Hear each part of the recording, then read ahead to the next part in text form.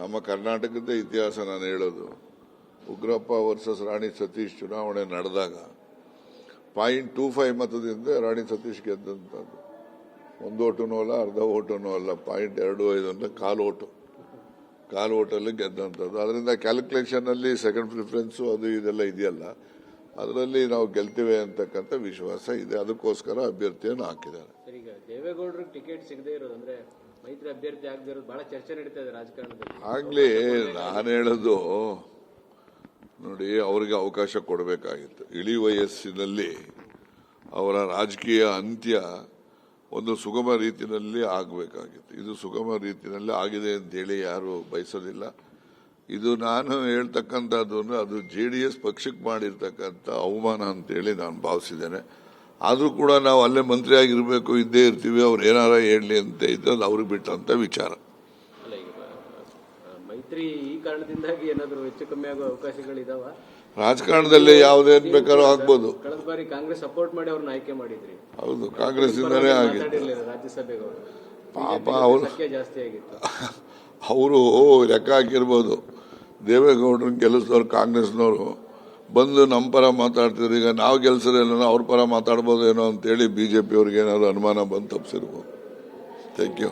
ಸಚಿವ ಸ್ಥಾನದಲ್ಲಿ ಸರ್ ಈಗ ಖಾತೆ ವಿಚಾರವಾಗಿ ಕೃಷ್ಣ ಬೈರೇಗೌಡರು ಆಯ್ತು, ಕೃಷ್ಣ ಬೈರೇಗೌಡರು ಹೇಳಿದ್ರಲ್ಲ, BDA BMRDA ಇಲ್ಲದೆ ಇದ್ದ ಮೇಲೆ ಅದು ಅಪೂರ್ವವಾದಂಥ ಖಾತೆ, ಅದ್ರ ಬಗ್ಗೆ ನಾನು ಚಾರ್ಜ್ ವಹಿಸ್ಕೊಳ್ತಕ್ಕಂಥದ್ದಕ್ಕೆ ಯೋಚನೆ ಮಾಡ್ತೀನಿ ಅಂತ ಹೇಳಿದ್ದಾರೆ. ನಾನು ಪತ್ರಿಕೆನಲ್ಲಿ ನೋಡಿದೆ ಇವತ್ತೆಲ್ಲ. ನಮ್ಮ ಕರ್ನಾಟಕದ ಇತಿಹಾಸ ನಾನು ಹೇಳೋದು. ಉಗ್ರಪ್ಪ ವರ್ಸಸ್ ರಾಣಿ ಸತೀಶ್ ಚುನಾವಣೆ ನಡೆದಾಗ 0.25 ಮತದಿಂದ ರಾಣಿ ಸತೀಶ್ ಗೆದ್ದಂಥದ್ದು.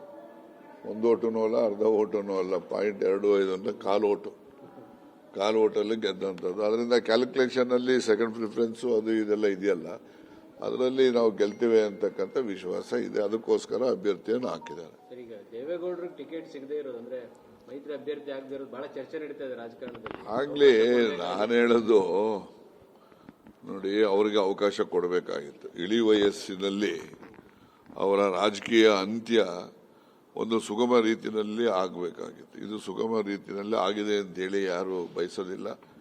ಇದು ನಾನು ಹೇಳ್ತಕ್ಕಂಥದ್ದು ಅಂದ್ರೆ ಅದು JDS ಪಕ್ಷಕ್ಕೆ ಮಾಡಿರ್ತಕ್ಕಂಥ ಅವಮಾನ ಅಂತೇಳಿ ನಾನು ಭಾವಿಸಿದ್ದೇನೆ.